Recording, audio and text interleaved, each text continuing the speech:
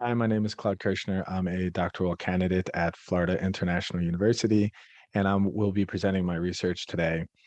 So I hope you enjoy it. The title of my research is Hiring People with Disabilities from an Employer's Perspective and Organizational Citizenship Behavior.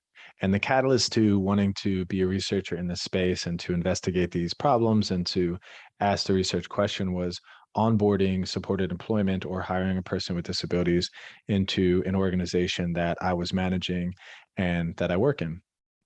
So the two problems that I noticed in this space is there are more people with disabilities in the US willing and able to work than there are employers who are ready and willing to hire these people with certain unique disabilities. And the other problem was there's limited research in the scholarly realm on organizational benefits of hiring people with disabilities as it relates to performance. So when we bring people into the work environment that have disabilities, what is the outcome of bringing them into the work environment from an employer or organizational perspective? So the question I'll be seeking to answer throughout this dissertation is what is the effect of supported employment on organizational citizenship behavior? So the research model is fairly straightforward when it comes to the direct effects. So there are two independent variables of workplace contact and knowledge about people with disabilities. And we're looking to see how do these two independent variables directly affect attitude towards employees with disabilities from the non-disabled group of people. And how do those attitudes in turn impact the performance element that we'll be discussing, which is organizational citizenship behavior as the outcome variable. So those are fairly straightforward, direct effects, and we're going to combine them with some creative, novel approaches of these interaction effects or moderation effects of supported employment, employer openness, personality, and job satisfaction. So the hypotheses that we tested 9 of them, and we tested a few sub ones for personality as well. I'm going to read through them real quick and probably reference the research model as well. But H1 and H2 are the two independent variables or direct effects of employee knowledge and, and work contact on attitudes. We're hypothesizing that they both have positive direct effects on attitudes. Supported employment, we are hypothesizing that's this moderation variable right here. We're hypothesizing that as supported employment interventions moderate the relationship between knowledge and attitudes, and supported employment interventions moderate the relationship between workplace contact and attitudes. So it moderates this relationship and this relationship. Employer openness moderates the relationship between knowledge and attitudes. That's this moderation right here. And employer openness moderates the relationship between workplace contact and attitudes. And then this H7 is a key hypothesis that we will be discussing is attitudes towards employees with disabilities have a positive direct effect on organizational citizenship behavior. That's attitudes, positive direct effect on organizational citizenship behavior. And then the interaction effect of personality and then the interaction effect of job satisfaction. We're both hypothesizing that they have moderation effects here and here on attitudes and how attitudes will increase with these moderation effects. Attitudes impact on organizational citizenship behavior will increase. So the methodology we went through, it's a quantitative research study using a survey instrument.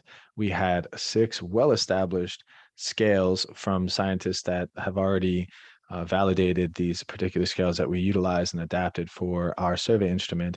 And we created 2 new scales for both knowledge and supported employment.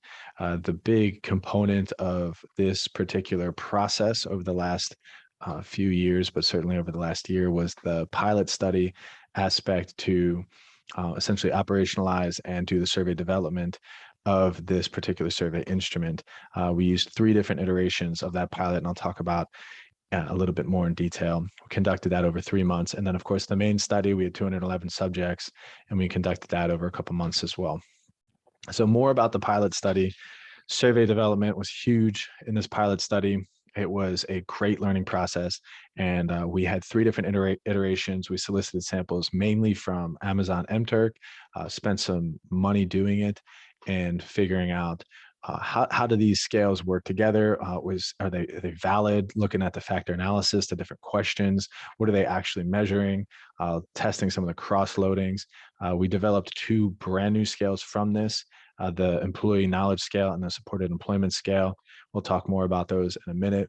A selection of questions from the pre-existing scales. So some of the pre-existing scale had a ton of questions. So we asked ourselves, are these questions necessary to get what we want from this particular scale? So we tailored that down a little bit. Some of them we kept the same amount of questions. Some of them we only used a few questions.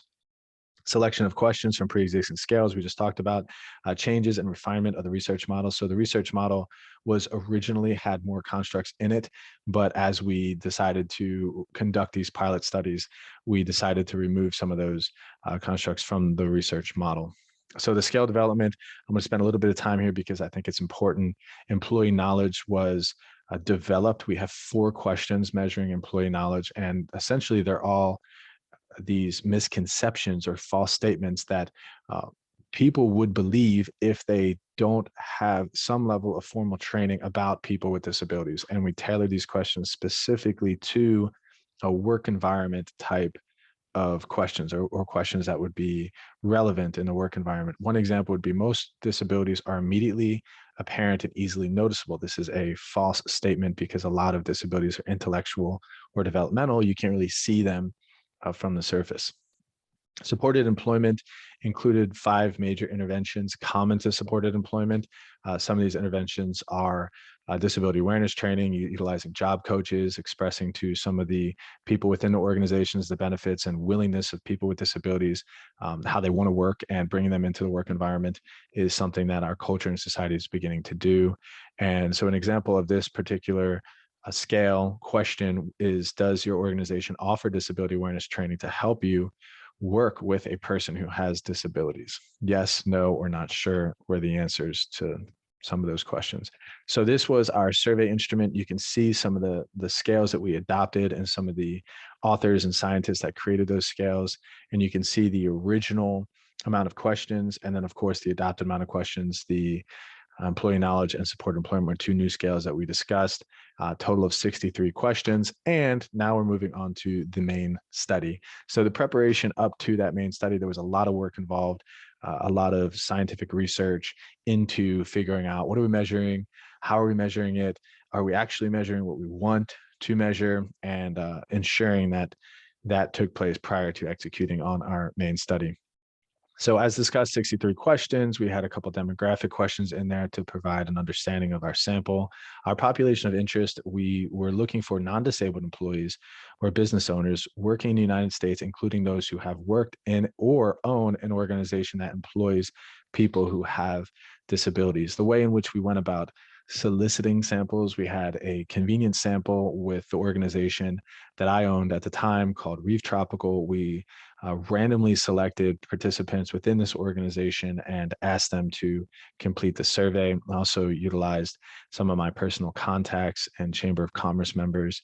The Des Moines Foundation was a key partner in the administration of this particular survey instrument. She, Liliana Des Moines, who is the president and CEO of the Des Moines Foundation, opened up her network with some of her employer partners and introduced me to them, and asked them if they could solicit their employees to fill out this survey, and that worked out very well. Amazon MTurk is a source that we use to solicit additional subjects, just to try to get some more subjects towards the end. We only had about 30 participants from Amazon MTurk. So here are our results. And I'm going to walk through specifically the direct effects first, which is H1, H2, and H7. As you can see, all H1, H2, and H7, and I'm going to look, H1 is here, workplace contact, H2 is here, employee knowledge, and H7 is here, attitudes on organizational citizenship behavior. You can see that H1 and H2 were supported. The 21% and almost 4% account for, say, 25% of the variance in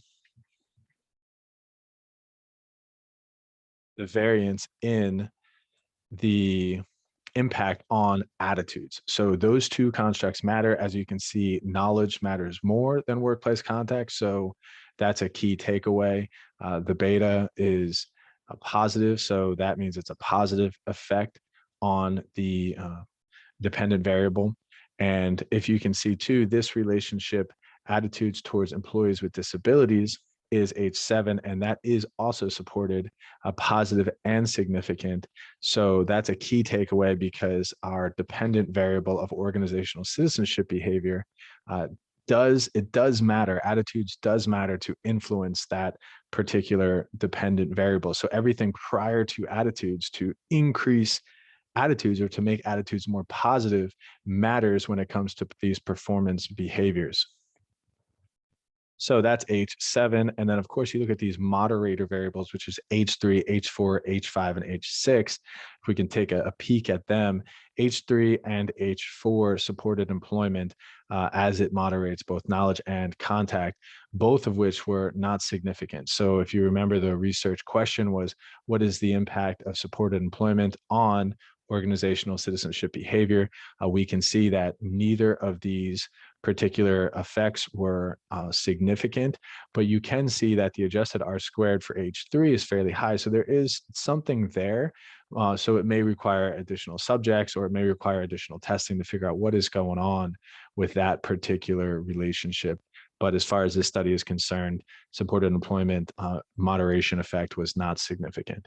So H5 and H6, which is a novel finding in this particular study, is to see employer openness and how employer openness moderates, employer openness right here, how it moderates workplace contact and employee knowledge impact. It strengthens their impact. That employer openness strengthens the impact of workplace contact and employee knowledge on attitudes. And that is both positive and significant at a fairly high level for both knowledge and workplace contact. So we'll talk more about what that means in the next slide. And then, of course, we talked about H7 already. And if we look at personality, personality is on the second part of this particular model. And you can see personality's interaction effect between attitudes and organizational citizenship behavior. It matters. So personality has a positive and significant impact on the Ambius test. And of course, the extroversion and agreeableness are positive and significant at a fairly high level. So personality matters, and the more people have extroversion and agreeableness personality types, the more of an impact attitudes will have on organizational citizenship behavior. And it's the same with job satisfaction, as in job satisfaction is positive and significant at a very high level. And also you can see the adjusted R squared, job satisfaction matters. So the more job satisfaction a particular non-disabled employee has, the greater impact attitudes will have on organizational citizenship behavior. So moving to our conclusions from this research, positive attitudes towards people with disabilities can enhance performance-based behaviors, the main effect. So if I am a non-disabled employee and my organization gives me work contact, employee knowledge, and I have a positive attitude towards people with disabilities, my organizational citizenship behavior will be higher than those who do not have those in their work environment. So implementing structured interventions to increase knowledge, because the more knowledge we have, likely through the mediator, that means the better performance we're going to have within our organization. So implementing structured intervention to increase knowledge about people who have disabilities can shape attitudes, which create positive behavioral change in the work environment, which is a main effect. The simple presence, the contact, having contact as a non-disabled employee with a person who has disabilities, mental or physical disabilities in the work environment, can shape attitudes that then create positive behavioral change. So if you look back, workplace contact, employee knowledge, the more we have these, the better our attitudes are, and therefore the better our behaviors towards the organization and towards other individuals will be as well. So the employer's openness is also a big conclusion from this particular research. Employer openness to hiring people with disabilities strengthens the impact of both knowledge and contact on attitudes. And of course, that that impact on employee attitudes then correlates or then causes additional organizational citizenship behavior within the work environment. So that moderation effect is a huge conclusion. Job satisfaction and certain personality factors, agreeableness and extroversion, enhance this benefit and increase the overall impact of attitudes and organizational citizenship behavior. Future policy and research implications. Let's put more resources into building knowledge and educating employees about people with disabilities in the work environment. It's a pretty clear, concise conclusion from this research that was performed objectively, statistically. Knowledge matters, and knowledge will create better attitudes. Better attitudes then enhance performance-related behaviors. Resourcing and developing existing and potential employer partners to foster openness. So if we can speak to employers, if we can get a positive message out there, if we can explain to them the benefits of working with a person who has disabilities and working with a integration process to bring them into the work environment, this will be a positive thing for them to have a mindset of openness towards this particular intervention, change catalyst. Findings are a catalyst to, these findings are a catalyst to strengthen the supported employment model, initiate more private and governmental funding, and develop the marketing efforts to onboard more organizations' performance-based outcomes. Future research should test the effect of other variables within the work environment that can enhance positive behaviors post hiring a person with disabilities. So essentially, you bring someone in with disabilities into a work environment. What other aspects of that work environment can we put present in that work environment that will enhance the effect of that person with disabilities on others? I think there are a multitude of them. Some of them would be, what are the reward systems within that work environment? What are some of the onboarding procedures? What are some of the group dynamics? How can we influence some of these factors so that this person with disabilities, the impact, the influence that they may have on that organizational culture is better, more constructive for performance-based outcomes. Post-hiring a person with disabilities, more research should investigate alternative performance outcomes such as employee retention, financial performance, and customer attrition rates. Besides organizational behavior, organizational citizenship behavior, what other performance outcomes are a direct effect of hiring this person or whatever that might look like? Research can explore how to combine the integration process with non-disabled employees, personality types to ensure the most successful outcome for the organization. So if we remember, agreeableness and extroversion were two personality types that were very conducive to working through this model. And we just maybe can understand those personality types a little bit more and how we can find the right people to influence this implementation process to have the best outcomes. Motivates a more complex look into supported employment and its specific interventions. So did we answer the research question? We did, with more questions. So that is my dissertation defense. Hopefully you can see the energy and effort that I put into this, and certainly my understanding of the subject matter, my understanding of the process and the results that we obtained from using the scientific method, and then taking those results and figuring out ways to apply that practically and also through additional scholarly efforts. Thank you so much, and I hope you enjoyed this, and God bless.